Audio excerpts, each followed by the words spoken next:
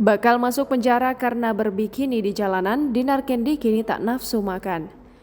Ulah konyolnya mengantarkan Dinar Candy menjadi tersangka porno aksi.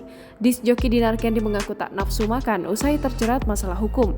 Kepada Melanie Ricardo, Dinar Candy mengatakan masalah tersebut memberikannya pelajaran yang sangat berharga. Pada saat ditetapkan sebagai tersangka kasus dugaan pornografi, Dinar Candy mengatakan ia sampai ketakutan. Supaya tetap menguatkan kondisi tubuhnya agar tidak drop, dan Dinar Candy mengganti nasi dengan buah-buahan.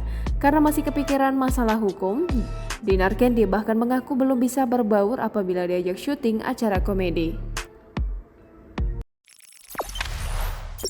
Jangan lupa subscribe, share, komen, dan like ya!